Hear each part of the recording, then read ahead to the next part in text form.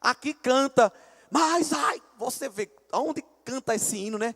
Que a igreja será arrebatada, todo mundo pula, aquela coisa linda. Eu fico olhando assim, e eu me alegro em ver aquilo. É bonito, todo mundo, a igreja vai ser arrebatada. Na outra semana, trabalho evangelístico na congregação. Que tem? Procura aquela multidão que pula. Querida igreja, a paz do Senhor Jesus. É bom estar aqui esta manhã, adorando a Deus e podendo contribuir com esta honrada igreja. Eu queria convidar vocês ao capítulo 24 do Evangelho de Mateus. E fiquei feliz em ver aqui esse material, essa apostila, que com certeza nos ajuda também, de maneira didática, a alcançar vocês. Inclusive, a organização do evento também disponibilizou esse arquivo de maneira digital para os irmãos que estão cultuando de casa, do trabalho, de outros lugares. Você tem acesso a esse material, se você puder acompanhar conosco. É o primeiro estudo que está intitulado sobre a segunda vinda de Cristo. Eu estava vendo aqui, folheando os dos demais preletores, e está tudo confluindo, convergindo, e eu tenho certeza que todos que passarão aqui trarão a sua contribuição. É muito bom ter a igreja reunida, um público da juventude, e ter a oportunidade de meditar sobre a doutrina das últimas coisas, que é a escatologia.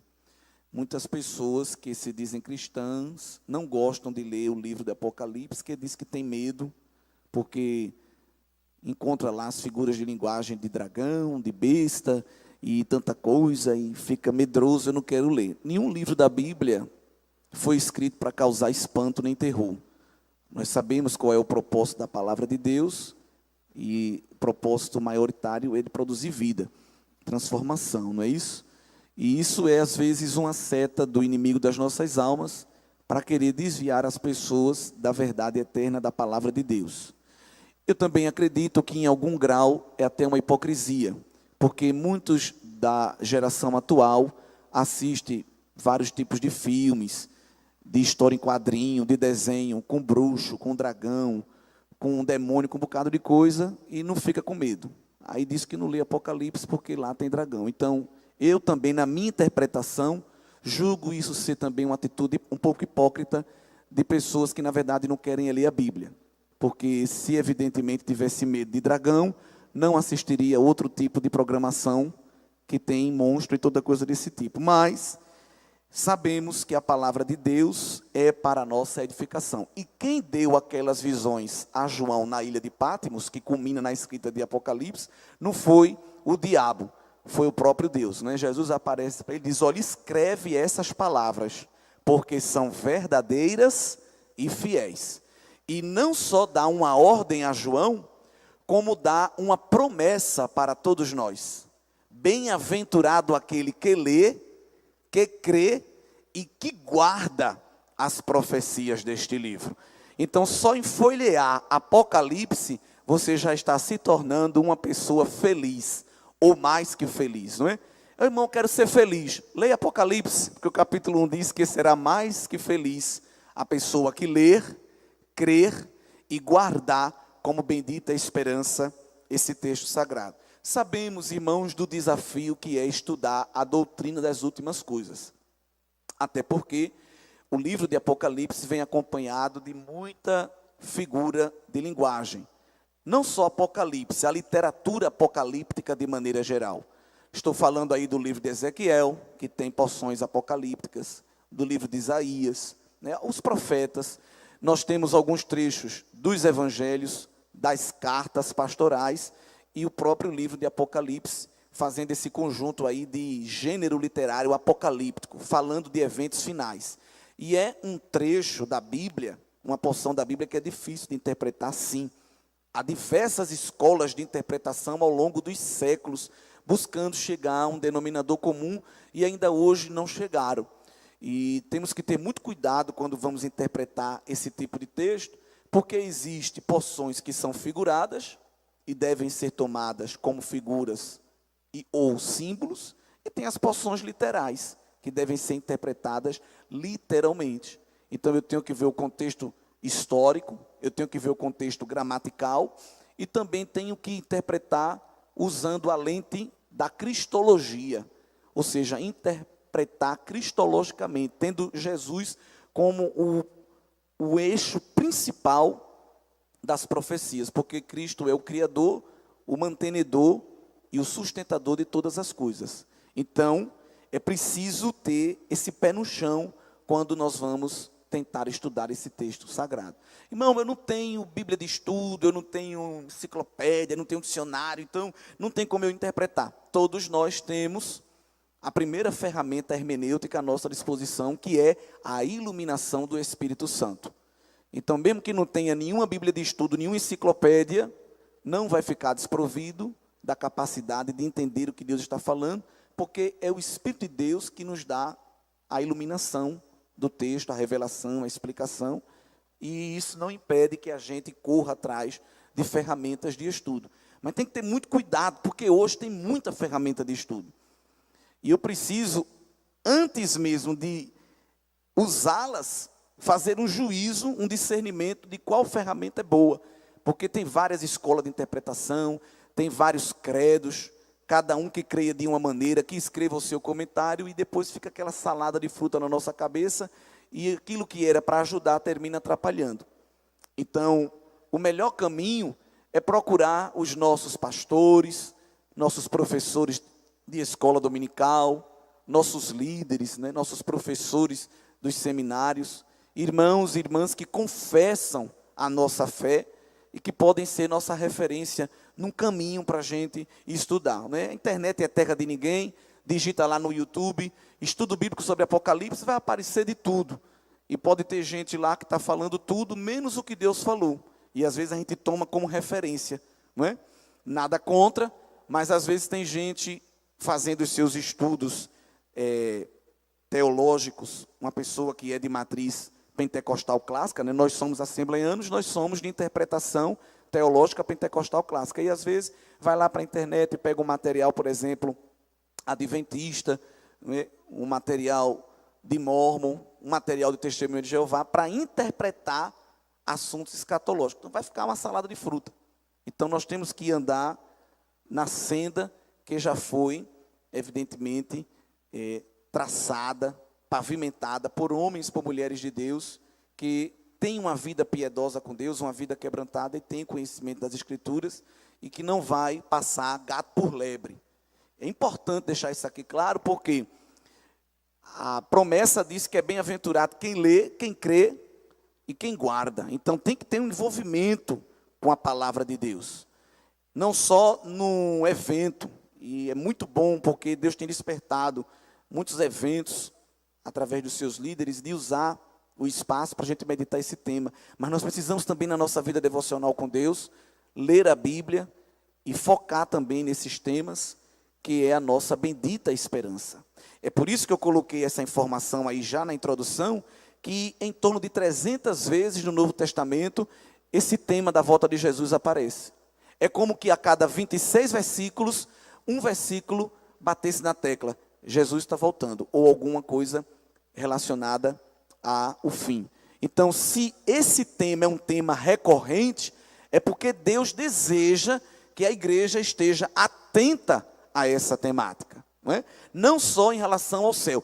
Logo na frase inicial, o irmão Alisson aqui falou do céu, e ali ainda no começo desse culto falou também do inferno. E é interessante, porque estatisticamente, Jesus nos evangelhos fala mais do inferno do que do céu. E é até assim, quando você começa a perceber a recorrência dessas citações, você pode dizer: meu Deus, por que Jesus está falando tanto do inferno nos evangelhos? Porque para ir para o inferno, não precisa fazer nada. Não precisa fazer nada. O céu, disse Jesus, é tomado com violência, com guerra, com luta. Luta contra quem? Contra você mesmo. Eu luto, diz o poeta, contra a minha própria carne, a natureza humana que há em mim. É o meu primeiro inimigo para eu chegar lá. no céu. Mas para ir para o inferno não precisa fazer nada. Basta viver a vida que você gosta de viver. Irmão, eu quero fazer o que eu gosto. É o caminho para ir para o inferno. É esse. O caminho para ir para o céu é lutar justamente contra as minhas vontades. Então, o caminho para o céu não é um caminho de uma estrada com jardim, com passarinhos cantando, entende? Aquele sol bonito. O caminho para o céu é caminho de luta, de provas, de perseguição, de lágrimas, de choro. Eu não entendo, irmão, porque eu sofro tanto, porque você está indo para o céu, não é? É tanta prova na minha casa, nos meus relacionamentos. Às vezes eu até corro para a congregação, penso que vou respirar, já tem uma prova lá me esperando. Por que tudo isso? Porque você escolheu ir para a presença do Senhor na eternidade. E este é um caminho de violência, disse Jesus. Ele não deixou ninguém desavisado. Não é isso? Então, por isso que Jesus vai sempre falar do inferno, dá um lembrete. Ei, desperta, se vocês continuarem assim, vão para lá. Jesus não deixa a gente desavisado. Mas é claro que o desejo de Deus não é que a gente vá para o ambiente de condenação eterna. O desejo de Deus é remir a nossa alma da condenação eterna e nos dar, através de Cristo, a vida abundante que há nele. E aí, dentro de todo esse relacionamento que nós estamos tendo aqui com Deus, tudo isso culmina para a eternidade. As nossas decisões, nossas ações, o que nós estamos fazendo aqui agora, olha para a eternidade. Se é uma vida debaixo da graça de Jesus, que tem Jesus como Senhor e Salvador, e está abrigado na salvação dele, é uma vida de felicidade eterna. Se é uma vida desabrigada do sacrifício de Cristo, que não tem Cristo como Senhor e Salvador, uma vida que distanciou-se da graça, rejeita o sacrifício de Cristo na cruz, será uma vida de condenação eterna, de tristeza eterna. Não existe meio termo, não existe purgatório, não existe limbo, não há um andar para ficar escaldando os nossos pecados, a fim de ser depurado e conseguir fazer um upload e finalmente chegar no céu. Não, a hora é agora. O lugar é aqui, estamos lutando para chegar lá. E se não conseguirmos aqui, não tem segunda chance. É por isso que precisamos falar mais da eternidade. Ainda mais porque a igreja pós-moderna, ela é materialista, imediatista. Ela é secularista. Lembra que há uma expressão que fala na Bíblia, o Deus deste século. Porque o inimigo das nossas almas, ele quer prender as pessoas no aqui e no agora. A proposta de Deus para nós é uma proposta eterna. É uma proposta que visa a eternidade.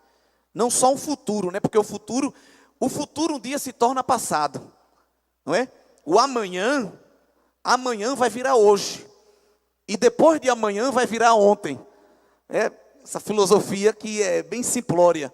Mas o futuro, que a gente vê que é o que está lá na frente, amanhã vai estar lá atrás. Então Deus não tem só um projeto para o nosso futuro.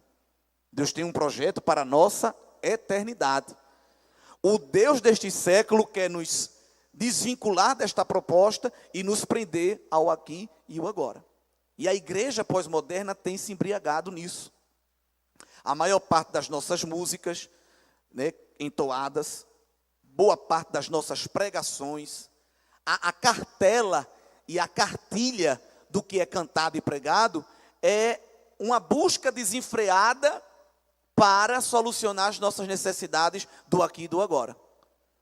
E vai chegar, e vai ter, e vai acontecer, e eu estou abrindo, e eu estou fechando, eu estou colocando em cima, eu estou colocando embaixo, e eu vou derrubar quem você não gosta, eu vou botar você na honra, e vai, olha Abramão, e está vindo, e quem não está casado vai casar, e quem não está trabalhando vai trabalhar.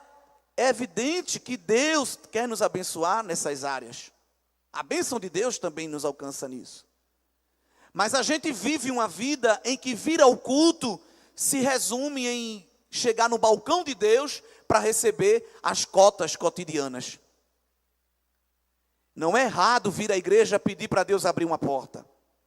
Não é errado vir ao culto pedir a Deus uma cura. Este é o lugar da bênção de Deus. Deus nos abençoa aqui. Mas a nossa motivação primária, o nosso foco, o nosso objetivo tem que ser a eternidade. Quando Jesus disse para os discípulos, o povo está achando o meu discurso duro, e foram embora, quer ir também?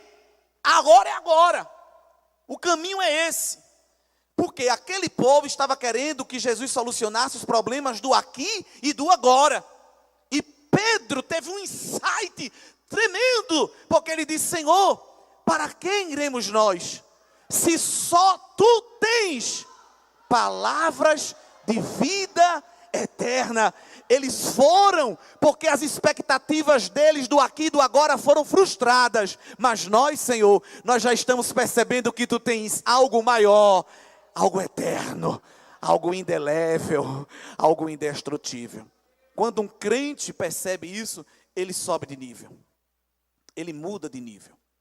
Ele sai deste nível rasteiro, do aqui e do agora, para viver a abundância da eternidade que há em Cristo Jesus. E aí, pensando nisso, queria meditar um pouco sobre alguns eventos da segunda vinda de Cristo, já que a gente vai ter bastante tempo, e são 2 horários, e eu escolhi Mateus 24.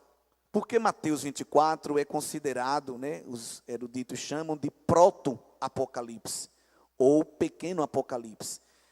Porque neste capítulo, Jesus entrega uma densa quantidade de profecias escatológicas. Muitas coisas que Jesus fala aqui, que seria uma visão panorâmica dos últimos eventos, dos últimos acontecimentos. Quando a gente lê esse texto, que quem tem a versão corrigida, ou várias outras que possuem epígrafe, aparece aí o subtítulo, o Sermão Profético. E ele vem acompanhado de parábolas. O assunto é tão sério, tão denso, que Jesus, de maneira didática, além de apontar eventos históricos e escatológicos, vai também contar parábolas, pois na didática do Mestre Jesus, elas eram muito recorrentes, uma ferramenta riquíssima para se entender verdades espirituais. E esse sermão profético vai continuar por todo o capítulo 25, também acompanhado de parábolas. Jesus encerra o capítulo 24, entre os versículos 45 e 51, com a parábola dos 2 servos, e o capítulo 25 ele presenteia com 3 parábolas, não é? Ou melhor, com 2 parábolas, que é a das 10 virgens, muito conhecida nossa, e de difícil interpretação, e também a parábola dos 10 talentos. E nos brinda o versículo 31 ao 37, aí do capítulo, capítulo 25, do versículo 31 ao 46, com mais profecias, com mais respostas escatológicas que vão nos ajudando a entender o relógio de Deus para a última hora. Só que no capítulo 24 acontece uma cena muito interessante que o evangelista Mateus nos mostra. Quando Jesus foi visitar o templo, uma das suas visitas ao templo, esse templo aqui era o templo que estava sendo reconstruído, já não era o templo que Salomão tinha erguido, pois no exílio eles perderam. Então havia um projeto de reconstrução do novo templo. Então esse aqui é o chamado segundo templo, que não deixava de ser um ponto turístico também, onde pessoas de várias nações, quando tinham oportunidade de ir a Jerusalém, iam lá. E o judeu tinha essa aversão a essas visitas dos não crentes, embora que numa visão da antiga aliança, Deus queria que Israel recepcionasse as nações em Sião, em Jerusalém, para fazer o nome de Deus conhecido, mas Israel falhou nesta missão, e os irmãos lembram que havia até o pátio dos gentios, que era o local onde os estrangeiros deveriam ficar, se fosse ao templo, e se saíssem, se ultrapassassem aquela barreira, eles eram mortos, não tinha conversa. Isso era uma maneira de Israel deixar os estrangeiros distantes e salvaguardar esse zelo ultranacionalista que eles tinham. E isso vai ser quebrado, esta barreira vai ser quebrada, não com um trator, mas com o sangue de Cristo derramado na cruz, quando diz que essa barreira, ela foi desfeita, ela foi destruída. Mas o templo estava em construção, ele era um templo tinha o ideal de ser faraônico, de ser um ícone da arquitetura judaica. E haviam muitas pedras de mármore, lápis lazuli, de metros, né, de altura ali, postos no canteiro de obras. E Jesus chega com os discípulos e eles tratam Jesus como que fosse um líder da engenharia vindo visitar a obra. Olha, eu quero mostrar ao senhor como é que está o andamento. Olha como está ficando bonito, como vai ficar estonteante. Já já a gente vai fazer a inauguração. Queremos o senhor aqui, quem sabe para, né, cortar a fita e participar da cerimônia de inauguração. E Jesus joga um balde de água fria. Jesus dá uma pancada na cabeça dele, sem pena. Que esta geração diz: Jesus não faz vergonha a ninguém. Leia o Evangelho. Você que está aí no YouTube, que fica comentando o culto às vezes, né? Ah, essa palavra é dura, essa palavra é mais light. Jesus não fala assim. Leia o Evangelho para saber como é que Jesus fala. Se Jesus fosse fazer a política da boa convivência, o politicamente correto, ele dizer: ah, é? Olhe, anote aí meu WhatsApp. Quando for inauguração, me avise, viu? Me avise com uma semana antes, que eu sou um homem de agenda muito cheia, para eu poder vir para a inauguração. Irmãos, qual foi o balde de água fria que Jesus derramou num grupo que estava apresentando a construção do templo? Mateus 24, verso 2. Jesus, porém, lhes disse: estáis vendo isso aqui tudinho? Glória! Em verdade vos digo que não ficará aqui pedra sobre pedra que não seja derribada. Isso é um balde de água fria, irmão. Hein? Imagine, olha, irmão, olha o nosso templo aqui está em reforma. Diz: irmão, se prepare que isso aqui vai cair tudinho. Foi isso que Jesus disse. Por que foi que Jesus disse isso? Porque havia um orgulho não espiritual naquela construção. E Deus não dará a glória dele a ninguém. A casa dele era para se tornar casa de oração. E virou casa de câmbio, casa de troca de favores, casa de senso nacionalista, cultural, tudo menos adoração. É claro que havia um remanescente fiel que adorava. E é por isso que Jesus vai dar essa sentença de juízo, porque o coração de Deus não estava ali, naquele lugar, devido ao que os profetas já haviam denunciado, as práticas que corrompiam o ambiente de culto. E aí Jesus dá essa declaração pública, mas no verso 3, ele se retira, se assenta no Monte das Oliveiras, e os discípulos, nocauteados por aquela pancada, não falam nem público, aproveitam, diz o versículo 3, em particular, e diz: mestre, aproveitando a pauta, aproveitando o tema. E aí eles fazem uma pergunta que é subdividida em duas. Qual é a pergunta que eles fazem no verso 3? Dize-nos quando serão essas coisas e que sinal haverá da tua vinda e do fim do mundo. É uma pergunta só, mas aqui na verdade nós temos duas perguntas em uma. A primeira parte da pergunta é: dize-nos quando serão essas coisas. A segunda parte é: que sinal haverá da tua vinda e do fim do mundo? Duas perguntas em uma. E a segunda pergunta, subdividida em duas. Veja como a gente tem uma vontade imediatista de querer saber tempos. Jesus está falando de um evento, ele diz: quando é que vai ser? Lá em Atos 1, quando Jesus diz: olha, se prepare que vai acontecer coisa grande. Pai, quando é que tu vai restaurar? Diz aí o dia. Ele diz: olha, não vos pertence saber os tempos e as estações, não é? Então nós temos muito esse desejo de temporalizar, de cronometrar, de agendar o trabalhar de Deus. E a gente pentecostal é que tem mesmo. Meu irmão, ainda esse mês a sua vitória chega. É como que Deus olhasse assim de cima: e quem mandou você dizer isso? Eu não falei nada disso. Eita, irmão, estou sentindo que hoje é o dia da vitória. Hoje você não sai desse culto sem a sua vitória. E Deus do céu dizendo: eu não falei isso. Eu não revelei minha agenda. A gente tem esse costume de querer temporalizar e cronometrar o agir de Deus. De vez em quando é vontade dele, ele até revela a temporalidade das coisas. E tem vezes que ele não revela, porque ele é eterno. A gente é tão imediatista que a gente pega esse nosso imediatismo e transfere para Deus. Não, Deus tem pressa neste negócio. Deus é eterno. O nome dele é Eolam, não é? Essa eternidade de Deus é tremenda. Moisés ali, num dos salmos, diz que de eternidade a eternidade ele é Deus. Né? Só que a eternidade não se quebra, é uma só. Mas é como que ele entendesse ali dois tipos de eternidade. A eternidade dos seres eternos, mas que foram criados. E a eternidade de Deus, que é eterno, mas não foi criado. Porque os seres espirituais, os seres angelicais, se tornaram eternos. Se tornaram, mas não são, porque eles tiveram início, eles foram criados, aí se tornaram eternos. Nós também vamos desfrutar desta eternidade, quando vivemos a glorificação. Mas Deus é eterno, de eternidade a eternidade.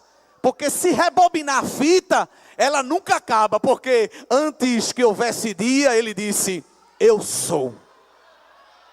Ele disse, não, porque nosso pai Abraão, os judeus tinham o pai Abraão como o elemento inicial da fé. Aí Jesus disse, antes que Abraão existisse, eu sou.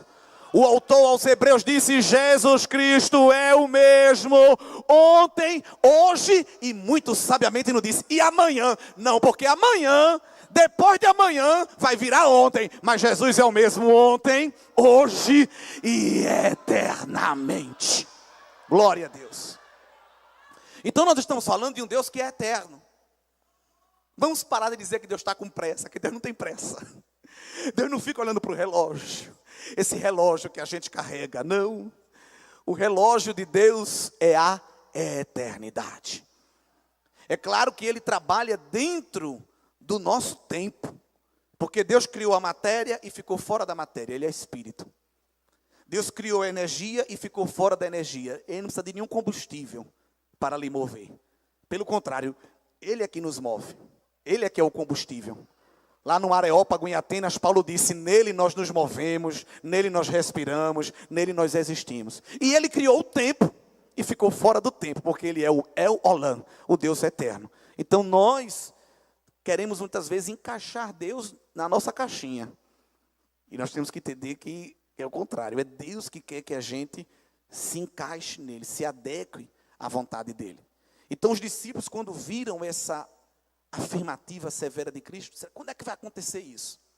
Interessante que lá em Atos 1, Jesus diz, eu não vou falar de tempo, porque a vocês não está relacionado isso. Mas aqui, como era um evento escatológico muito sério, é interessante que Jesus vai abrir a agenda de Deus e vai dizer.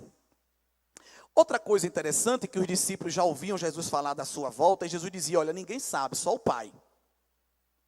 Esse é um mistério que só cabe ao Pai, nem o Filho. E algumas pessoas dizem, mas Jesus não é Deus. Nós temos que entender, Jesus é homem e é Deus, verdadeiramente homem, verdadeiramente Deus. Quando ele diz que ninguém sabe, só o Pai, nem o Filho, ele está falando ali como Jesus homem, na submissão, mostrando que ele é submisso ao Pai. Mas ele sendo Deus, ele sabe, é claro. É porque isso é o mistério da Trindade. E na nossa finitude, a gente às vezes não consegue compreender.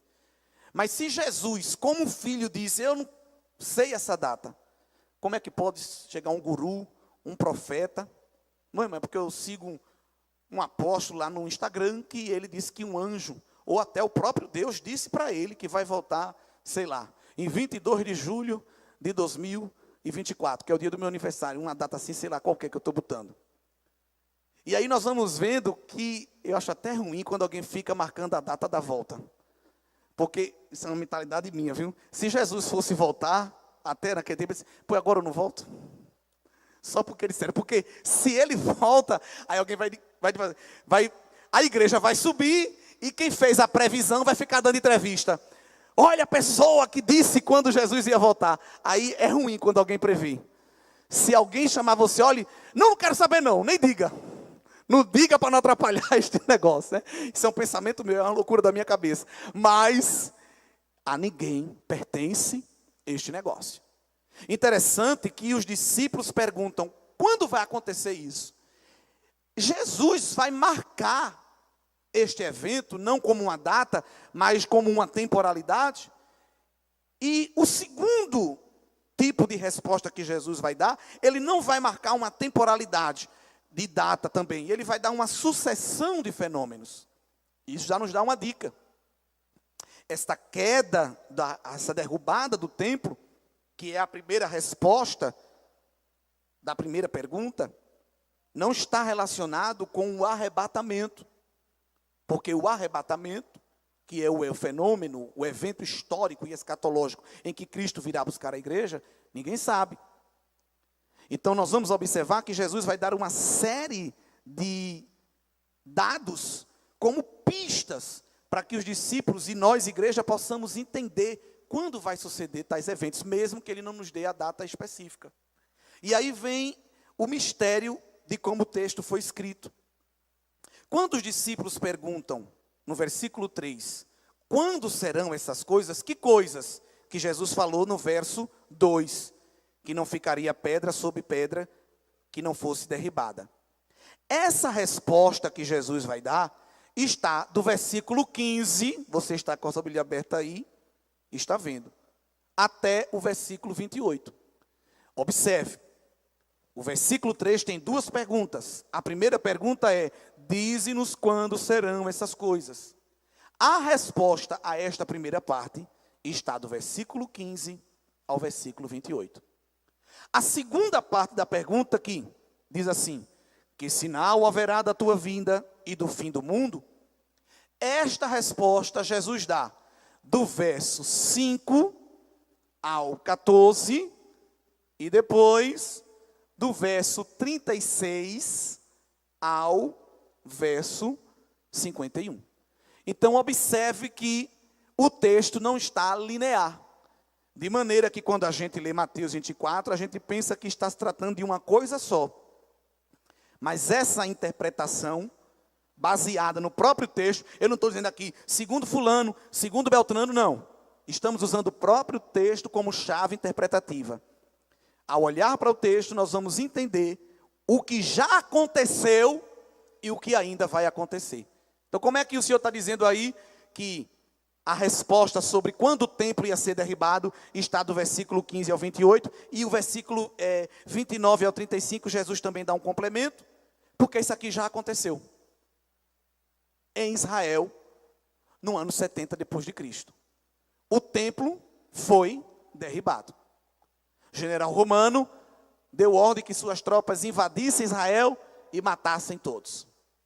Os sacerdotes mancomunados com o império pensavam que ao se esconder no templo iam ser liberados da matança. Foi o templo que foi o primeiro lugar que eles foram procurar. Os primeiros a morrer foram os sacerdotes. Historiadores dizem que foi tanto sangue derramado em Israel que chegava no lombo dos cavalos. Foi uma grande matança. E o Senhor Jesus, em boa parte do seu ministério terreno, anunciou que Israel se preparasse, porque havia um juízo de Deus para aquele povo, ainda naquela geração. Quando Jesus diz, não passará esta geração sem que essas coisas aconteçam, ele está se referindo a este evento calamitoso.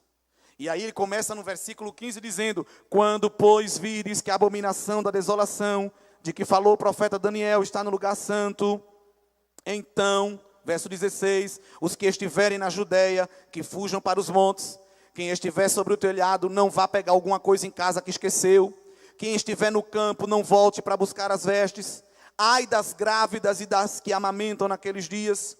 Orai para que a vossa fuga não aconteça no inverno, nem no sábado. Por que ele está falando aqui do sábado? Quem guarda o sábado? Quem guarda o sábado? Judeus. Então aqui ele não está falando para a igreja, estava falando para os seus contemporâneos. Porque haverá então grande aflição, como nunca houve desde o princípio do mundo até agora, nem tampouco haverá jamais. E se aqueles dias não fossem abreviados, nenhuma carne se salvaria, mas por causa dos escolhidos serão abreviados aqueles dias. Então, se alguém vos disser, eis que o Cristo está aqui ou ali, não lhes deis crédito, porque surgirão falsos cristos, falsos profetas, farão tão grandes sinais e prodígios, que se possível fora, enganariam até os escolhidos. Eis que eu vos tenho predito. Se vos disserem, eis que ele está no deserto, não saiais. Ele está no interior da casa, não acrediteis.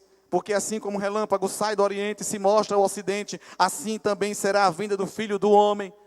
Jesus está dizendo aqui, não fique atrás de querer saber onde eu estou, porque isso vai ser charlatanismo. Até porque quando eu voltar, todos verão, é isso que ele está querendo dizer.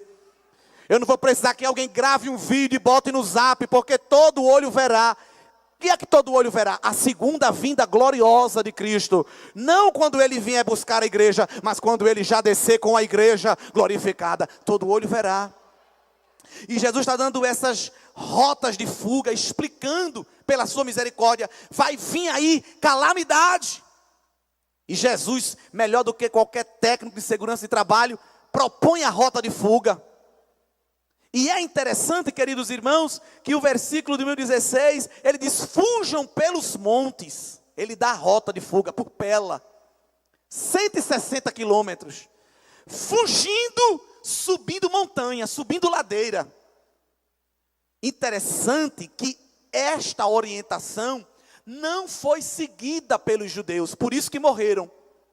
Quem foi que deu ouvido à orientação de Jesus, fugiu para Pela e escapou da matança romana?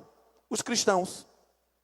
Por que os judeus não deram ouvidos? Porque não tinham Jesus como Messias, não tinham Jesus como profeta. Jesus deu a rota de fuga, eles não deram consideração à palavra, pereceram. Mas os cristãos que tinham Jesus como rei, como Senhor, como Salvador, lembraram da palavra. O mestre tinha dito, fujam pelos montes, vamos correr para Pela. E Deus libertou o povo que deu ouvido à voz dele. Sempre haverá escape e sempre haverá livramento para a igreja do Senhor Jesus. Pode se levantar a perseguição que se levantar, o domínio que se levantar, pode se levantar, irmão, exércitos, reis, dominadores contra o povo de Deus. Deus permite a perseguição, mas sempre abre uma porta de escape e de livramento e diz, quem entrar por mim será salvo. A diferença é a decisão que se toma, ouvir ou não. E o povo judeu não viu porque não tinha Cristo como Senhor e Salvador. Aí Jesus, de maneira figurada, vai falando como seria esta correria, como seria esta fuga e as dificuldades que o povo de Israel passaria. Isso já se cumpriu em 70 depois de Cristo. Mas a segunda parte da pergunta, eles pedem, que sinal haverá da tua vinda e do fim do mundo? Então, enquanto no versículo 15 ao 28, Jesus explica como seria um pouco o tempo antes da queda de Jerusalém, agora do versículo 4 ao 14 e do versículo 36 ao 51, ele vai dar dicas de como será o período anterior ao arrebatamento. É importante salientar que, às vezes a gente canta e prega que o arrebatamento vai pegar muita gente de surpresa. O arrebatamento, ele vai pegar os que não têm comunhão com Deus de surpresa. É um evento que surpreenderá quem não está em Cristo. A igreja não será surpreendida pelo arrebatamento, porque a igreja espera Jesus agora. Nós estamos nos preparando para subir com Cristo agora. Nós queremos que ele venha agora. É possível que no meio de nós tenha alguém que diga assim, eu não queria que Jesus voltasse agora não, porque eu estou no 7º período, só falta um. Eu já vi gente falar isso para mim. Só falta, até parece que vai levar o diploma lá para cima e vai ter algum reconhecimento ou alguma retribuição por titulação. Jesus, considere aí um galardão, alguma coisa. Não é? Já vi gente dizer também que, se possível, o Senhor não voltar agora, eu nem casei, varão. Pelo amor de Deus, deixa também eu ter o meu sonho realizado. É possível que no meio de nós tenha pessoas que digam assim, eu não queria que Jesus voltasse agora não. Está vendo essa coisa de, levanta a mão quem vai para o céu. Oh, levanta a mão quem está dizendo Maranata. E todo mundo fala, oh, glória, Maranata. Está vendo essa coisa linda da multidão? Mas Deus é quem discerne os corações. E às vezes tem alguém fazendo planos a longo prazo e é até bom que Jesus não venha agora. Se não disser isso com as palavras, diz isso com o comportamento. Mas a igreja do Senhor encontra um equilíbrio entre esperar a vinda de Cristo agora, mas seguindo a vida. Eu estou esperando ele agora.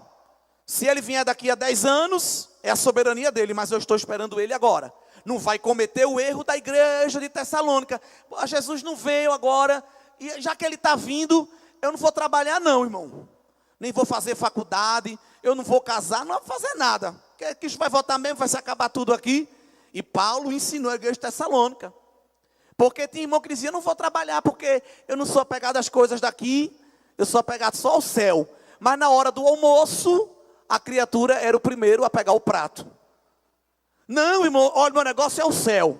Mas quando acabava o culto que os irmãos faziam, ó, irmão, está indo ali naquela hamburgueria, olha, varão, eu vou também. Não contribuía com nada, mas não sou apegado ao céu. Mas na hora de comer, na hora da refeição, era o primeiro a pegar no talher.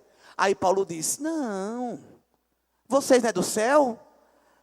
Vocês não dizem que não tem apego aqui? Pois então, se vocês não querem trabalhar, olha que palavra dura. A Bíblia não faz vergonha a ninguém. Vai ler a Bíblia. Paulo botou um aviso nos grupos do WhatsApp da congregação de Tessalônica. Está avisado que quem não quer trabalhar também não coma. Acabou-se. Ai, que palavra dura, irmão. Cadê a democracia? Cadê o amor? Igreja não é isso.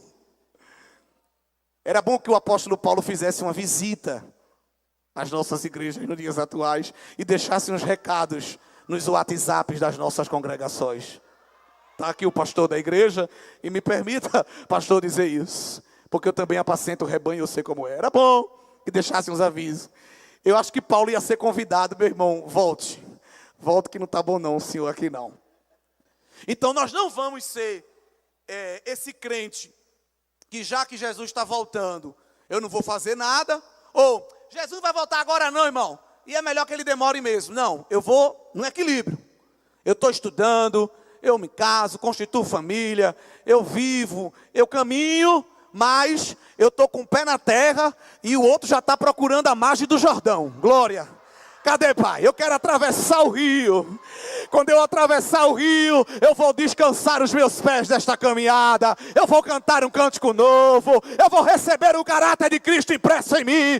Eu vou viver a plenitude da presença de Deus. Eu vou viver a plenitude da comunhão com Deus. Eu estou vivendo para isso. Eu estudo, eu trabalho, eu constituo família, mas sabendo que sou peregrino, sou forasteiro, sou um extraterrestre, porque a minha pátria não é daqui, eu não sou daqui, nós somos estranhos, irmãos. Como disse o apóstolo Pedro, estrangeiro ali tem a ideia de estranho. É por isso que quando você chega no recinto, alguém lhe olha com o olho arregalado. As pessoas estão aí com as festas mundanas, com os ritmos mundanos, com a moda mundana, andando de todo jeito, ninguém olha. Se um crente chega num restaurante depois do culto, de gravata, você até diz, meu Deus, será que estou em alguma coisa aqui fora do lugar? Porque todo mundo arregala o olho, parece que está chegando uma coisa estranha. E está mesmo, e está. Está chegando alguém que não é desta pátria, a glória. Alguém que não é deste planeta. Alguém que não é desta galáxia. Porque pelo sangue de Cristo tem o passaporte da eternidade carimbado. E está agora com o pé na terra. Mas o outro já está procurando o Jordão para atravessar e chegar na terra prometida espiritual. Isso é uma realidade. Então o arrebatamento não vai pegar a igreja de surpresa. Se você for surpreendido pelo arrebatamento, você não vai participar dele. É uma frase boa para dizer para a pessoa que está do seu lado. Geralmente a gente diz, diga para o seu irmão do seu lado, você é vencedor. Mas essa é uma frase boa para dizer para quem está do nosso lado. Se você for surpreendido pelo arrebatamento, você não vai participar dele. Vai não. Porque a igreja, ela espera Jesus agora. E os discípulos, ouvindo Jesus dizer que ia, mas voltaria, eles já ficaram querendo saber, já que o Senhor vai voltar, quando é? Quando é que a gente quer saber, a gente quer se preparar. E Jesus vai começar a responder, vamos voltar ao texto. Não é todo dia que a gente tem oportunidade de ir mastigando assim devagarzinho. Mateus 24, verso 4. Jesus agora vai responder a segunda parte da pergunta. E disse Jesus, acautelai-vos que ninguém vos engane. Porque muitos virão em meu nome dizendo, eu sou o Cristo. E enganarão a muitos. E ouvireis de guerras, de rumores de guerras. Olhai, não vos assusteis. porque é mistério que isso tudo aconteça, mas ainda não é. Toda a igreja, além do versículo 7, toda a igreja.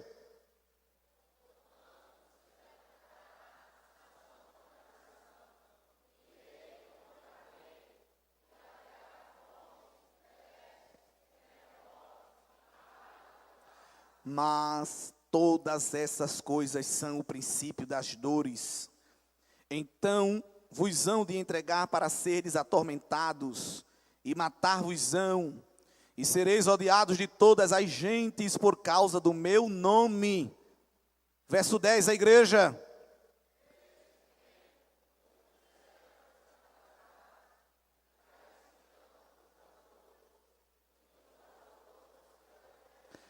E surgirão muitos falsos profetas e enganarão a muitos. E, por se multiplicar a iniquidade, o amor de muitos se esfriará. Mas aquele que perseverar até o fim será. E este evangelho do reino será pregado em todo o mundo, em testemunho a todas as gentes. E então virá o fim. Proto-apocalipse. Alta densidade de profecias escatológicas que Jesus deixa para nós aqui em Mateus 24, do 4 ao 14. Pergunto aqui aos irmãos, nessa leitura que fizemos, do pouco conhecimento que nós temos de mundo, cada um na realidade onde está inserido. Daqui de Mateus 4 a 14, falta alguma coisa a se cumprir? A grosso modo, nós acabamos de ler o texto.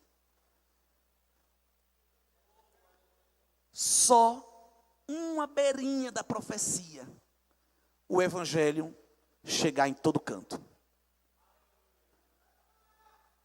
Jesus está na porta assim do céu, olhando para a gente. Isso aqui é um mistério muito grande, porque a soberania de Deus, o evento está marcado. Mas a igreja contribui com a aproximação do arrebatamento. Preste atenção, porque nós somos de uma interpretação pentecostal clássica, nós somos arminianos quanto à doutrina da salvação, nós cremos que Deus é soberano, nossa liberdade ela é restrita.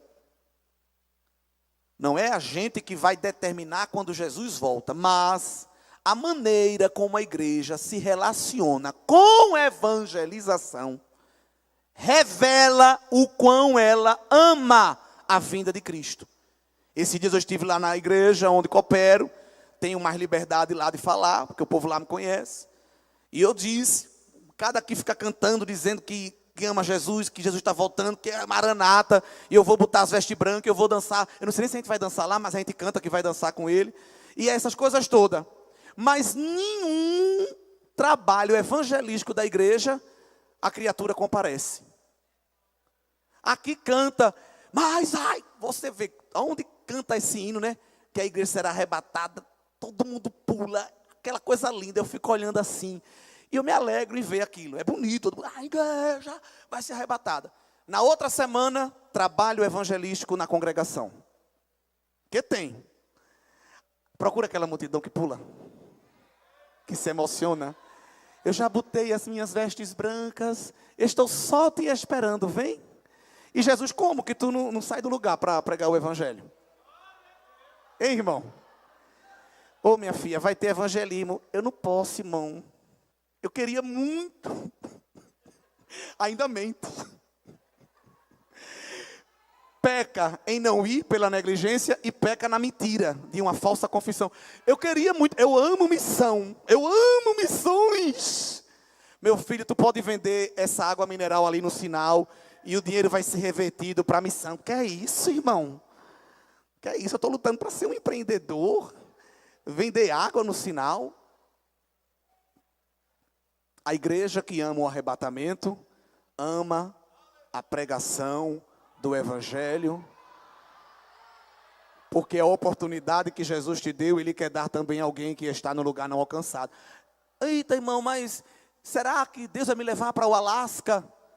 Será que Deus vai me levar para evangelizar nos vulcões da Islândia?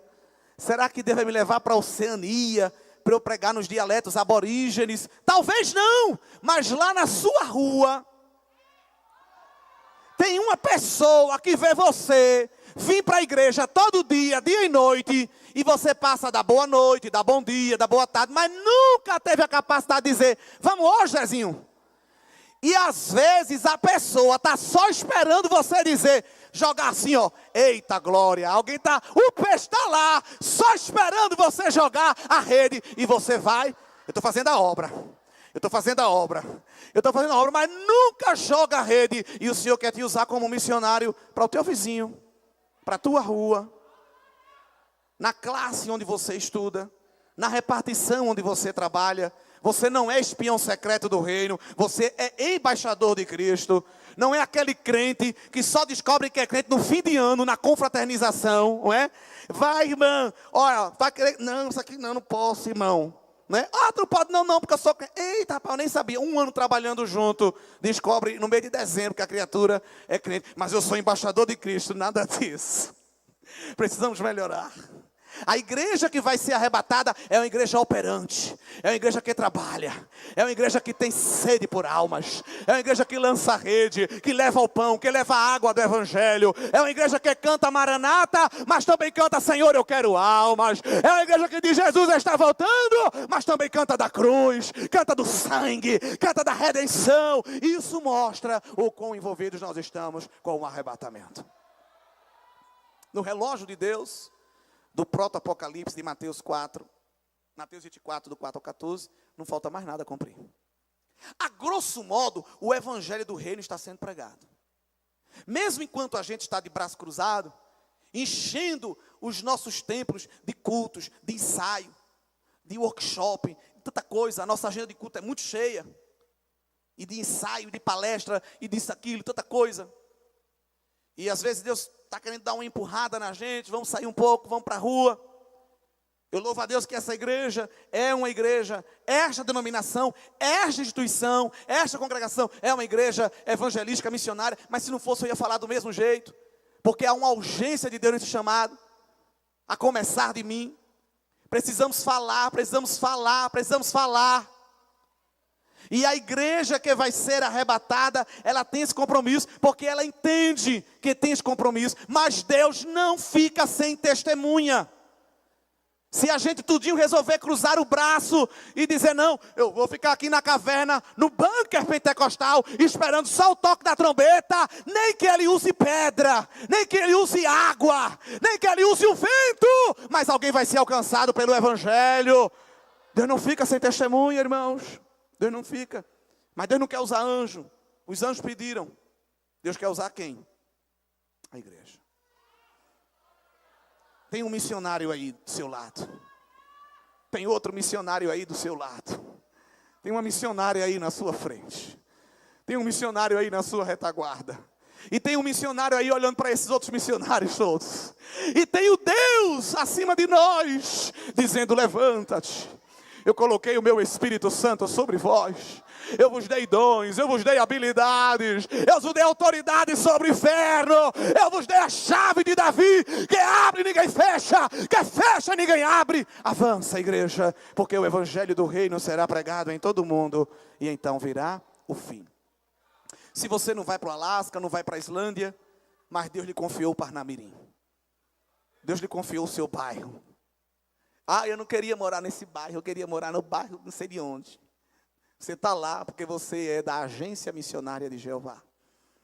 E Deus não fica sem testemunha. Glória a Deus.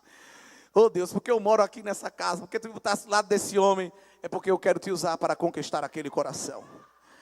Aleluia. Quando tem alguém que nos incomoda, a gente ora para Deus mandar embora. Não, vamos orar para Deus converter. Glória. Através da tua boca, através dos teus pés, glória das tuas mãos santas, Deus vai prover milagres. Jesus está voltando. Isso não é um jargão, isso é uma mensagem urgente. Ele está voltando, vamos trabalhar, vamos correr, vamos agir. Porque, como diz o hino do nosso hinário, eu não posso, tendo as mãos vazias, com Jesus me encontrar. E evidentemente que este relógio de Deus já está bem perto da meia-noite. A meia-noite na Bíblia é a hora do encontro. O relógio de Deus já está bem próximo da meia-noite. E nos resta, numa visão assim humana, poucos segundos para corrermos atrás. Se envolva na igreja, faça parte de departamentos. Vamos ter esses momentos porque Deus em nenhum momento na Bíblia neutralizou, excluiu, reprovou isso aqui. A igreja tem que congregar, é aqui onde ela é edificada, é aqui onde ela usa os dons, é aqui onde ela alcança a maturidade cristã, é aqui onde ela fica mais parecida com Cristo. Isso é Bíblia. Mas nós não podemos ter esse senso nacionalista, judaico, transvestido hoje para uma realidade cristã, e usando um velho jargão, cada um por si e Deus por todos. Precisamos estender a mão para alguém que está morrendo, para alguém que está sofrendo. Porque do ponto de vista escatológico, não falta nada para Jesus voltar. Nada. E é um mistério tão grande, porque desde que Jesus subiu, ele já está voltando. Ah, mas a minha avó, ela vivia dizendo que Jesus está voltando e ela faleceu, e meu pai também, agora estou eu aqui, sou a terceira geração e nada. Queridos, do momento em que Jesus sobe ao céu, até o momento em que ele voltar nas nuvens para buscar a igreja, todo este intervalo de tempo é considerado últimos tempos, última hora. Todo esse período de tempo, esse intervalo, pode ser preenchido com a frase, Jesus está voltando. Porque para Deus, disse Pedro, um dia é como 1000 anos, 1000 anos é como um dia. Então, Deus ele é tão grandioso que ele retarda o tempo sem sair do tempo da sua agenda. Ele abrevia o tempo sem sair do tempo da sua agenda. E na finitude da nossa mente fica difícil às vezes entender isso. Mas Deus tem um controle do tempo para que a sua vinda alcance o maior número de pessoas possíveis. O desejo de Deus não é tirar. O desejo de Deus, disse Paulo a Timóteo, é que todos se salvem. Deus não quer que ninguém se perca, mas não é com a porta da democracia, entra aqui todo mundo que vai dar certo, não. Eu quero, mas vocês têm que se enquadrar no sacrifício do meu filho. Tem que confessar Jesus como Senhor e como Salvador. Esta disponibilidade é para todos. Cristo morreu para todos. Mas, evidentemente, o caminho de acesso é só um. A porta é estreita, o caminho é pedregoso, mas no final do vale há a presença gloriosa do Pai para nos recepcionar. Dizer no verso 5 que muitos virão em seu nome, dizendo Cristo, e se cumpriu muito rápido. Já em Atos, nós vamos ver pessoas aparecendo, dizendo que era o Messias. Falsos profetas também, para enganar as pessoas, já têm aparecido, como diz aí no verso 11. Já lá em Atos 8, Filipe, Pedro, João teve que lidar com Simão, o feiticeiro. Lá em Atos 13, já há poucos anos depois disso aqui, Paulo teve que lidar com Elimas, o encantador. Então, falsos profetas e falsos cristos têm aparecido em todo lugar. Guerras e rumores de guerras, não só guerras, como as famosas guerras mundiais, guerras que mexeram com continentes, mas tem as guerras nacionais, guerras por fronteiras e por riquezas e tantas outras coisas, por poderio militar. Não só as guerras têm se cumprido, como rumores de guerra. Uma vez por outra a gente liga aí os meios de comunicação, está lá, Irã ameaçando Israel. Coreia do Norte ameaçando Estados Unidos. Sim ou não? Não chega a ser nem guerra, fica só o rumor. Olha o míssil, viu? Olha o míssil aqui, qualquer coisa, faça raiva não que a gente solta. Jesus disse, há 2000 anos, vocês vão ouvir nos telejornais toda hora de rumores de guerra. Além, evidentemente, das guerras, né? Quando olhar para isso, meu Deus, não fique assustado não. Não fique com o olho arregalado dizendo, eita, que luta não. Não se espante não. É necessário que isso aconteça, mas ainda não é o fim. Temos visto fomes. Na verdade, se você faz as 3 refeições diárias, se considere uma pessoa bem-aventurada. Pois 2/3 da população mundial não consegue fazer as 3 refeições completas num dia. Então, se você tem 3 pratos de cuscuz para comer num dia, já se considere uma pessoa privilegiada e enriquecida. Porque 2/3 da população mundial não tem acesso às 3 refeições. Fora o problema da água. Nós somos ricos aqui porque temos água. Vá lá no YouTube e você vai ver o que é que um indiano usa para matar a sede. O país que vai ultrapassar a China em população. O que é que um indiano faz para beber água? Vá lá, vocês já viram, sabe do que eu estou falando. Para não falar também da África, sul da Ásia, também sudeste asiático tem muito essa realidade. E também aqui na América Latina. Pestes, nós já temos visto várias. Terremotos, até aqui, aonde não tem região que está sob influência de placa tectônica. Vocês têm aqui uma cidade que está sob essa influência de terremotos, a famosa João Câmara, mas nós estamos no território. O Brasil foi abençoado que não está em confluência de placas tectônicas. Mas de vez em quando Deus manda um terremoto até onde não tem placa tectônica. E o geólogo fica tudo doido. Aí fica tentando explicar, não, porque isso aqui foi um desdobramento, e foi uma movimentação do magma, e foi não sei o quê. E Jeová dizendo, não, isso é Mateus 24 em ação. Oh, Deus. Porque, olha, Jesus é tremendo. Quando Jesus diz assim no verso 7, né, que vocês vão ver fomes, peste e terremotos em vários lugares, é como que ele estivesse dizendo, eu vou mandar terremoto até fora do encontro das placas tectônicas.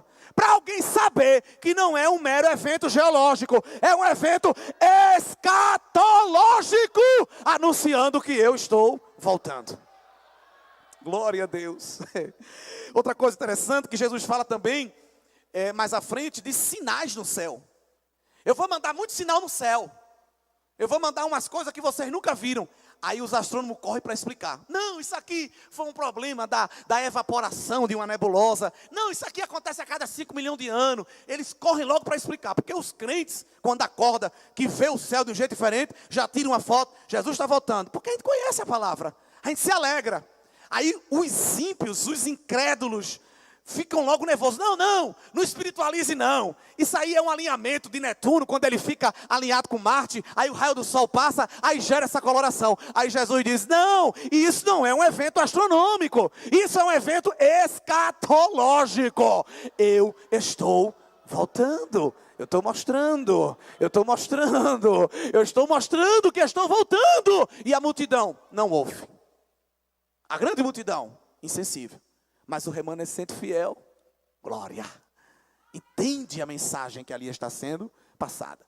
Mas, além disso tudo, queridos, eu acho que os textos mais fortes aqui de Mateus 24, porque esses eventos naturais têm essa explicação alternativa pela ala que não crê na palavra de Deus. Mas aí entra o versículo 9. E aí não tem explicação. O versículo 9 diz que, precedendo essa vinda de Cristo, as pessoas nos hão de entregar para sermos atormentados e mortos. E sereis odiados de todas as gentes por causa do meu nome. Aqui é o mais forte.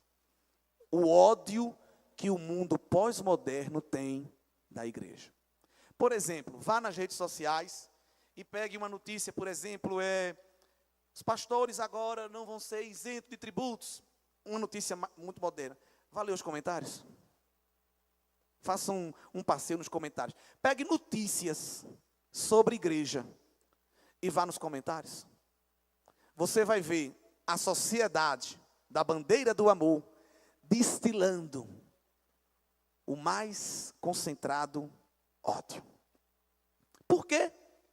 Por causa do meu nome. pastor, teve uma festa lá na sala da faculdade, convidaram todo mundo e não me convidaram. Se alegre. Se alegre por isso. Se o mundo vos aborrece, não vos aborrece primeiro. Aborrecem a mim e aborrecem ao meu Pai que me enviou. Se vós fosseis do mundo, o mundo vos amaria. Mas como vós não sois do mundo, o mundo vos aborrece.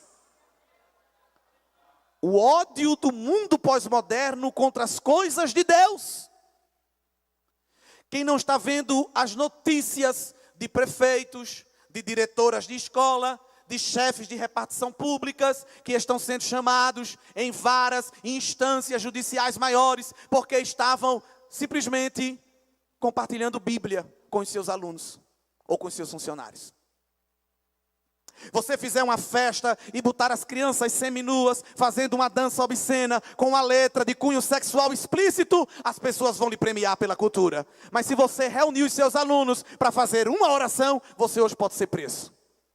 Eu não estou falando de um país ditador, de um país que levanta a bandeira da democracia, mas tem que se cumprir Mateus 24, verso 9, verso 10. Quem já não viu alguma notícia de um funcionário de uma repartição pública que foi chamado a atenção, porque nos seus memorandos ele encerrava usando a famosa expressão, que Deus vos abençoe. Inclusive, esse mundo pós-moderno não suporta esta frase. Pega os filmes importados de Hollywood, você vai ver, às vezes até no roteiro original, lá no inglês, o personagem falando God bless you. Deus abençoe. Mas vai ver a legenda. O que foi que o militante colocou na legenda? Ele não suporta. Ele muda, ele altera o roteiro original para não ter que colocar a famosa frase que é tão irritante para este mundo pós-moderno. Que Deus abençoe. E vos odiarão. E vos entregarão para serdes atormentados. E sereis odiados de todas as gentes por causa do meu nome. Quer ver um negócio mais estreito que está acontecendo? Está no verso 10. Nesse tempo, muitos serão escandalizados e trair-se-ão uns aos outros. Vamos falar do cenário da pandemia que passamos agora há pouco. Quando o Estado quis determinar o que a igreja ia fazer e lançou seus decretos e muitos tiveram que se dobrar. Por causa que tem que obedecer às autoridades constituídas. E às vezes tinha um grupo de 4, 5 irmãos ali fazendo uma live para que vidas fossem alcançadas, o pessoal dos instrumentos, e alguém mandava uma denúncia, até do culto. Pesquisa muitas vezes quem foi que fez a denúncia. Não estava lá fora, estava aqui dentro. Aqui dentro que eu digo não dessa igreja, do nosso contexto eclesiástico. Alguém que, como na China comunista, aprendeu a ser aparelho do Estado. O chinês, ele não precisa de polícia para denunciar que ele é cristão. A máquina ideológica do Estado usa a própria família. Quem é que denuncia quando alguém se converte na China comunista? A própria pessoa de casa vai lá na polícia e diz, é cristão. Vos escandalizareis e trair-se-ão uns aos outros e uns aos outros se aborrecerão. Vivemos o tempo em que as pessoas têm alergia umas das outras. Vivemos o tempo em que as pessoas têm alergia à opinião alheia. Vá para a internet. As pessoas brigam porque um diz que é verde e o outro diz que, sei lá, é um outro tom de azul. Um diz que é laranja e o outro diz que é um tom de marrom. As pessoas brigam, se ferem verbalmente por causa de discussões pífias do dia a dia. As pessoas se aborrecerão com facilidade. E por se multiplicar a iniquidade, o amor de muitos se esfriará. Há uma versão muito forte que diz, o amor de quase todos se esfriará. Amor que essa bandeira levanta na ideologia militante, dizendo que tudo é amor, na verdade não existe, porque não há amor verdadeiro que não proceda da cruz, não proceda de Cristo. Quem não viu o vídeo de um rapaz que espancou uma velhinha, uma indefesa velhinha, e depois ele disse que se sentiu ameaçado quando viu ela vindo com o seu guarda-chuva na mão. É a sociedade da militância do amor, mas não há amor fora de Cristo, não há amor fora da cruz. Por se multiplicar o pecado, o amor de quase todos esfriará. As pessoas vão ver umas as outras morrendo e vão fazer o quê? Chamar o SAMU? Chamar os bombeiros? Não, vão sacar o seu celular e fazer um vídeo para colocar nas redes sociais. Isso me faz lembrar uma série chamada Black Mirror, uma série inglesa, onde as pessoas viam as tragédias e ao invés de socorrer, iam lá olha pelas telas. O futuro já chegou, já estamos vivendo o momento do fim, não falta mais nada. Filhos matando os pais, pais matando os filhos, homens matando uns aos outros por causa de uma lata de sardinha. E as pessoas dizendo que ONG nos salvará, que partido político pode levantar uma bandeira, qual filósofo nós podemos reivindicar para mudar esta sociedade. Partido político não resolve, organização não governamental não resolve, não tem como salvar a baleia, não tem como salvar a tartaruga por nenhuma ONG. Até a natureza geme, até o ar, até as plantas, até as águas estão gritando: Jesus, vem aplicar o dia da nossa redenção. Os homens nos matam, os homens nos destroem. Não tem bandeira ambientalista que resolva, não tem bandeira progressista que resolva, não tem bandeira partidária que resolva, porque só quem resolve é o Filho do Homem, aquele que João viu em 5 de Apocalipse levantar, ir lá na mão do Pai e pegar o livro que tinha 7 selos. Aquele livro é o livro da história da humanidade. Nenhum homem tem poder para desenrolar a história, mas o Cordeiro que foi morto e ressuscitou como leão, o ontem, o hoje e o eternamente Jesus, ele tem a história da humanidade na mão. Ele tem o controle das eras, ele tem o controle dos tempos. Governos, dominadores, políticas, moda, cultura são passageiras, mas aquele que era, aquele que é, aquele que há de vir, ele tem na sua mão o controle do universo e em breve executará a consumação do plano das eras estabelecido pelo Pai desde as memórias eternas. Louvado seja Deus. Queridos, eu me sinto à vontade de falar isso aqui, porque talvez alguém que, embriagado pela mídia, está se tornando um grande defensor da Amazônia aqui em nosso meio. Existem grupos cristãos ecologicamente comprometidos, e aqui não vai crítica, não vai reprovação. A menina chega na fila do refeitório: é o quê? Não, é porque eu não como, você sabe que eu não como isso, por causa do sacrifício do animal, aquela coisa toda. Eu só como alpiste. Porque vai chegar um dia que só vai ter que comer alpiste, porque eu não bebo essa água por causa desse plástico, eu não faço isso por causa daquilo. E acha que vai mudar o mundo. Nunca leu Romanos 8. É claro que nós somos mordomos. Há um mandato cultural em Gênesis. Deus confiou a nós a administração do planeta, assim, da terra. Mas a redenção, o resgate, a consumação não vai vir por bandeira de urso panda, de mico-leão dourado. Ainda mais dessa sociedade controvertida, que vai nas avenidas lutar pelo direito da baleia, vai pelas avenidas lutando para salvar os ovos de tartaruga, mas este mesmo grupo vai nas avenidas querendo o direito de matar crianças humanas dentro do ventre materno.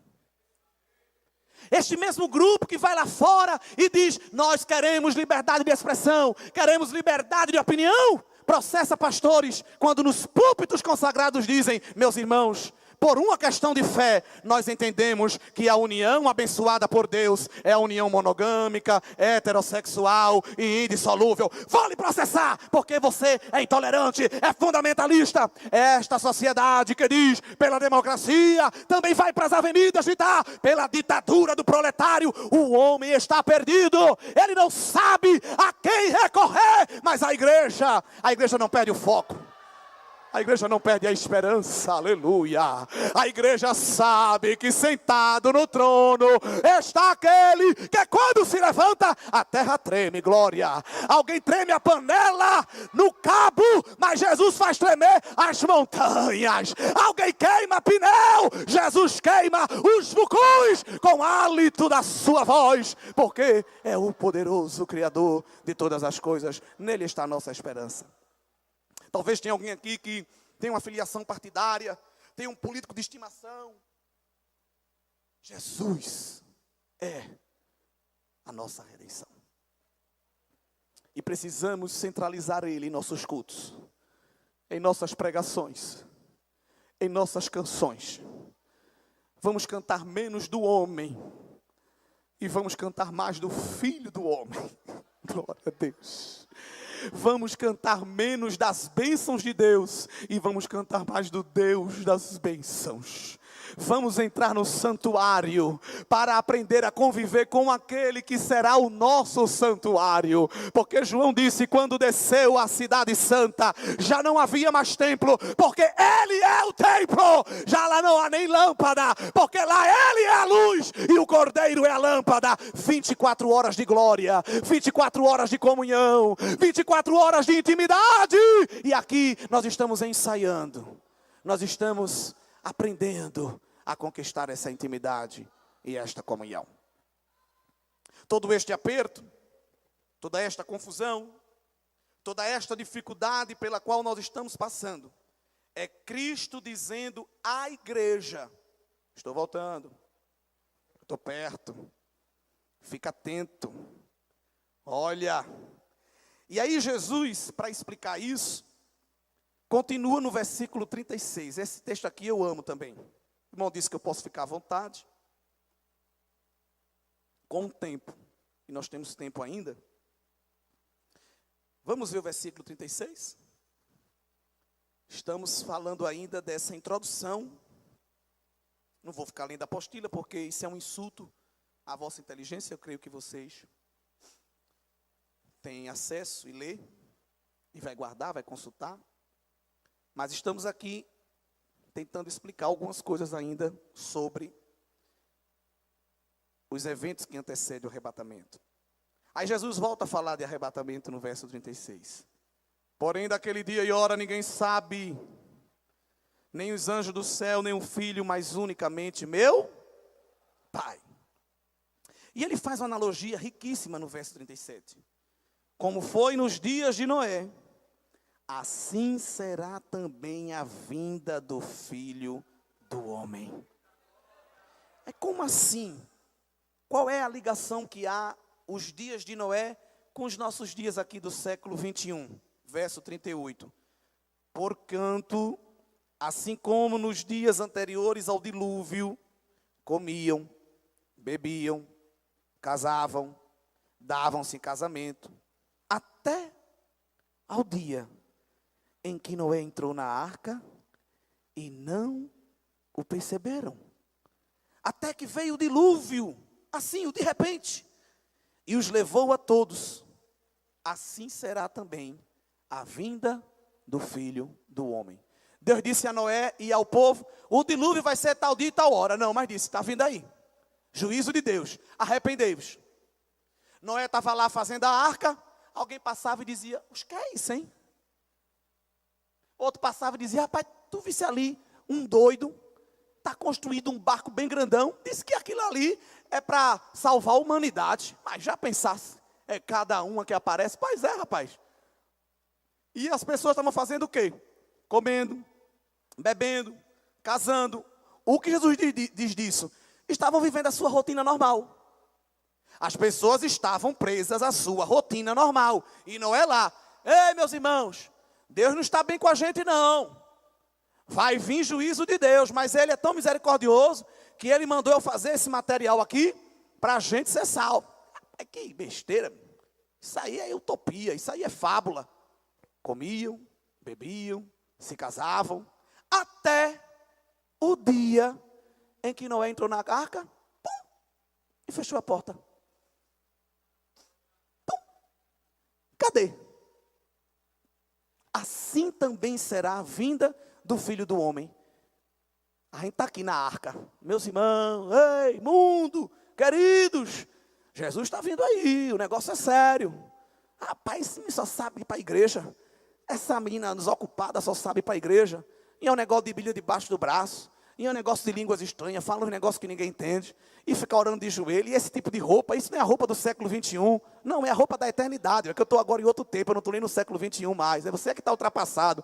Eu já estou num nível agora de outra dimensão. É diferente, não é? Mas assim como nos dias de Noé, alguém vem, alguém vai, alguém entra, alguém sai. E pensa que nós somos uma multidão de fanáticos. Até o dia em que Noé entre na arca. Pum! Cadê Noé? Cadê a arca? Glória! Cadê o Exocamp, a 26ª edição? Ô Senhor, quem diria que já fosse lá, né? Cadê? Cadê Alisson? Cadê Rodolfo? Cadê Noé? Cadê a arca? Até o dia em que Noé entrou na arca e eles não perceberam. Qual é o problema em foco aqui que Jesus vai colocar para a nossa geração? E também para a geração que ele estava escrevendo. A rotina. Sabe quem é o inimigo de muitos e vai impedir alguns de participar do arrebatamento? A rotina. Vamos seguir no texto? No versículo de número 40, quando Jesus diz que assim seria a vida do Filho do Homem, ele fala de coisas da rotina dos seus contemporâneos. Ele não ia dizer assim, porque vai estar uma no micro-ondas, outro vai estar dirigindo o carro, e eles iam dizer, carro? Micro-ondas, o que é isso? Jesus estava falando de uma mensagem para alcançar um povo de maneira atemporal. Então ele falou com quesitos daquele tempo, porque nós, através de estudo histórico-gramatical, podemos depreender o significado. Então ele vai dizer aqui no verso de número 40, estando dois no campo, será levado um e deixado o outro. Estando duas moendo no moinho, porque a mulher antiga, a mulher aqui oriental, no contexto milenar, ela buscava o trigo, colocava o trigo para ser moído, preparava a massa para assar o pão, para quando os filhos e o esposo acordassem, já está tudo pronto. Hoje tem padaria e tudo pronto. Já chega tudo prontinho, já chega o pão até mastigado em casa, mas aqui era todo um processo. E Jesus está mostrando que as pessoas, na sua vinda, vão estar na sua atividade. E um vai e um fica. Um fica, outro vai. Vigiai, pois, porque não sabeis a que hora há de vir o vosso Senhor. Mas considerai isto: se o pai de família soubesse a que vigília da noite viria o ladrão, vigiaria e não deixaria que fosse arrombada a sua casa. Por isso estáis vós também apercebidos, porque o Filho do Homem há de vir a hora em que não penseis. Olha, a rotina tem feito alguém ficar desapercebido do arrebatamento. E a rotina tem feito alguém ficar apercebido do arrebatamento. A diferença entre um e outro é a decisão que se toma. Cadê tu? Rapaz, tem muito trigo para moer. É muito trigo para moer. Cadê tu? Estou pegando o trigo. Cadê tu, irmão? Estou moendo o trigo. Cadê tu, irmão? Eu estou amassando o trigo para fazer o pão. Pum! Fica com trigo, fica com pilão, fica com pão. A rotina tem deixado alguém ficar desapercebido do arrebatamento. Ah, então não vou mais colher trigo, não vou mais amassar trigo, não vou fazer pão. Eu já falei isso no começo da mensagem. Vou ficar só cantando Maranata. Não, colhe o trigo, moa o trigo, faça o pão. Mas um olho no trigo e um olho nas nuvens. Eita Deus santo. Amassando, glória, amassa e com o ouvido atento. Se o clarim tocar, eu escuto, glória. Aleluia, aleluia, aleluia. Como está a tua rotina? Ela te afasta do céu? Tem vídeos meus aí na internet falando isso. Olha, isso aí está interessado no dízimo, quer que o povo fique na igreja, é indução ideológica, igreja não é jaula, só está interessado no dinheiro do povo, não olhe para isso. Queridos, não é minha opinião, é a verdade. Como é que está a tua rotina? É ginástica? É jump? É zumba? Tem crente fazendo tudo isso. É dieta, é não sei o quê, é alemão, é latim, é aramaico. A criatura fala tudo, sânscrito, esperanto. Interpreta até os hieróglifos egípcios. Mas quando o clarim tocar, vai ficar aí, interpretando hieróglifo. Jesus não condena as rotinas, mas alerta os rotineiros. Cuidado, porque um fica e o outro vai. Ou seja, ele não vai avaliar quem está moendo trigo e quem não está, porque ele diz, os dois vão estar, mas um fica e o outro vai. O que é que faz Jesus discernir quem fica e quem vai? É onde está o nosso coração, onde está a nossa devoção. Glória a Deus. Não pode vir para a vigília, não pode vir para jejum, não faz parte de evangelismo, não pode cantar no coral, não pode ler Bíblia, porque sempre tem um trigo para moer, sempre tem uma massa para preparar. É a massa, é o pão, irmão, o pão. Deus tem me abençoado muito, é muito pão, irmão, é muito trigo. Era melhor que tivesse passando fome, pelo menos estava no altar. A rotina faz alguém desaperceber que Noé está construindo a arca.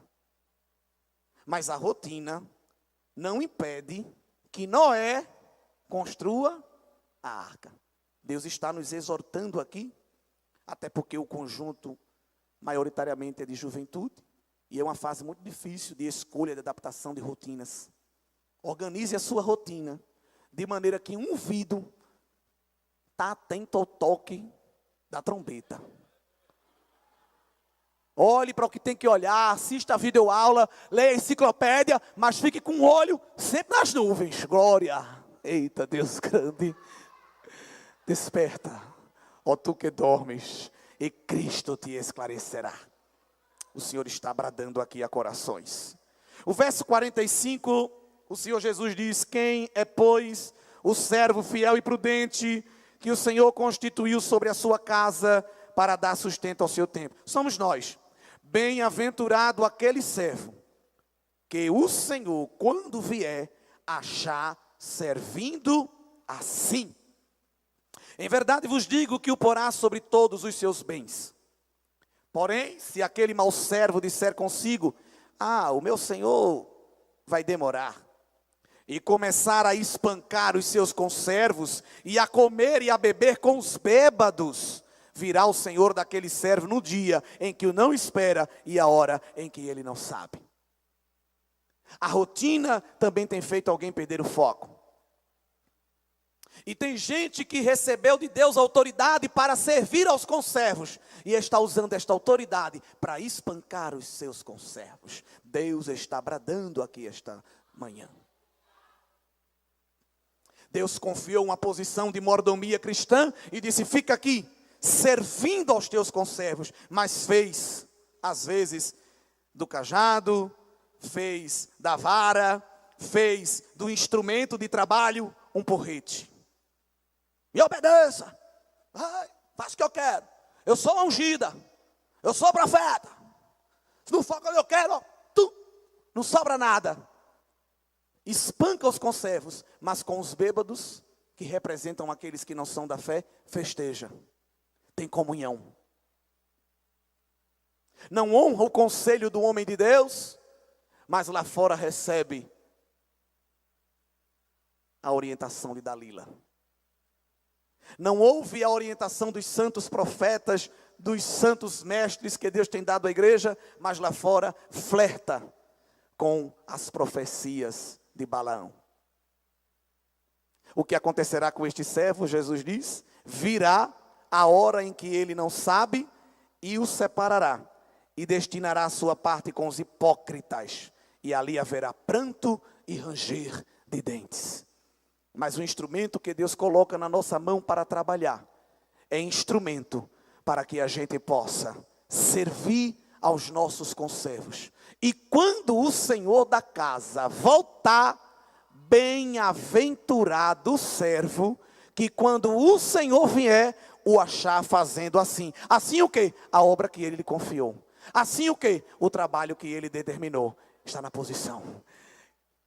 Ele pensava que eu demorava, mas na minha agenda estava tudo cronometrado. Estava tudo endireitado na minha agenda eterna. E ele não fez ouvido de mercador. Ele não deixou os seus instrumentos à parte para seguir os seus turnos e as suas vontades. Mas eu cheguei e encontrei o meu servo na posição que deixei. Encontrei a minha serva na vocação que eu determinei. Bem-aventurado o servo que quando o Senhor chegar, o achar fazendo assim. Queridos, manhã de introspecção na presença de Deus. A sonda da palavra de Deus vai passeando agora dentro da nossa alma. O quão a nossa rotina nos aproxima do arrebatamento. E o Espírito de Deus, Ele quer te ajudar aqui a organizar a tua rotina. Aleluia. Ele é organizador de rotinas aqui esta manhã. Viu? Glória a Deus. Ele vai mudar o trajeto. Vai mudar a rota. Vai mudar as companhias. Você está rodeado de muita gente falando da terra. Eu quero você perto de gente que fala do céu. Canta do céu. Glória ao nome de Jesus. Vou colocar mais uns estrangeiros, uns forasteiros ao teu lado. Glória ao nome de Jesus. Porque às vezes a gente senta com outros crentes. E qual é o curso? Não é porque eu vi, olha, essa palestra e eu vi aqui esse mestrado e esse doutorado. E a pós, né? Todo mundo gosta de falar de pós. Que é a pós. Eu estou na pós, eu estou na pós. Oh Deus, tomara que não esteja na pós-tribulação. Porque se estiver nessa, aí a criatura vai pagar um preço grande. Vai ser a pós-graduação, né? A pós-tribulação. E a gente senta e conversa. E conversa de carros, conversa de times, conversa de bandeiras, conversa de homens, conversa de mulheres, conversa de pratos, tantas conversas. E o Senhor quer nos aproximar de pessoas que é como João.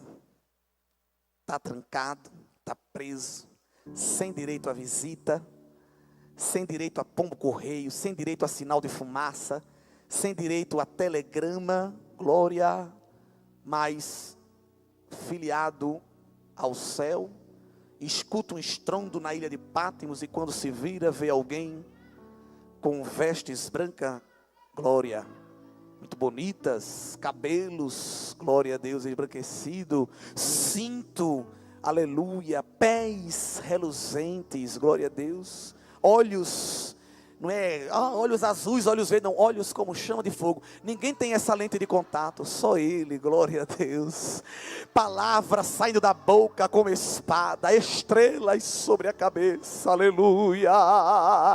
Voz como de cachoeiras estonteantes. A visão é tão grande porque é do céu. E João não sai pulando, pelo contrário, João se prostra. João tem temor daquela visão. O que é isso? É grande. E Jesus disse, sou eu, João, não tem mais. Eu não preciso dar a minha identidade a agente penitenciário. Eu chego aqui pela porta da frente e me apresento a você. Eu sou Jesus, aquele que foi morto e reviveu, que tem a chave da morte e do inferno. Levanta, João, porque tu vai ser redator do Apocalipse. Eu vim para te revelar as coisas que hão de acontecer. Traz o céu para mais perto. Chama Jesus para ficar mais perto de ti. Queridos, quando a opressão, quando a perseguição, quando a frieza, quando a incredulidade, quando a irreverência está no ápice, sempre há uma porta do céu aberta e Jesus disposto a dizer, eu não perco a comunhão com a minha igreja, eu não quero perder a intimidade contigo, liga-te em mim, une-te a mim, apega-te a mim, ei, desliga um pouco destas coisas que tu estás tão ligado. Te desprende um pouco destes penduricalhos terrenos. Isso está atrapalhando a tua caminhada. Eras para estar andando a passos largos, mas estás se arrastando porque o peso e o embaraço do pecado está te prendendo, como diz Hebreus 12. Mas deixando o peso e o embaraço, corramos, glória. Tem alguém se arrastando aqui nesta manhã, se arrastando. Você não é cobra para se arrastar. Aleluia, você é o atleta do céu, como disse Paulo. E Jesus te chamou para correr do pecado, correr do embaraço. Que é isso, menino? Porque tu vive para cima e para baixo, e é oração, e é doutrina, e é EBD, e é vigília. Que é isso? É porque eu estou correndo do pecado, eu estou correndo do embaraço, eu estou correndo do laço, eu estou correndo do tropeço, eu estou correndo das más conversações, eu estou correndo do fermento da heresia, eu estou correndo da hipocrisia, dos sepulcros caiados, eu estou correndo das fábulas, eu estou correndo do vento de doutrina, eu estou correndo dos pratos, eu estou correndo porque eu quero atravessar o Jordão. Aleluia. Tu crê que nesta manhã a espada do Espírito está quebrando embaraços que estão presos nos teus pés? Glória, manhã de quebrantamento na presença do Senhor. Glória a Deus, glória a Deus. Ele vai permitir você se formar, Ele vai permitir você constituir família, mas isso será de bênção e não de embaraço. Eu, Deus, estou desembaraçando os crentes aqui nesta manhã. Ei, volta a correr, volta a marchar, volta a caminhar na minha presença. Deixa as coisas que para trás ficam e corra, prossiga para o alvo da soberana vocação. Há um prêmio, há uma recompensa, há um lucro, há um bônus, mas não é mensal, é eterno. Tem pessoas perdendo a comunhão por causa de um bônus mensal. Tem pessoas perdendo a salvação por causa de um lucro momentâneo. Mas vamos lutando de fé em fé, de força em força.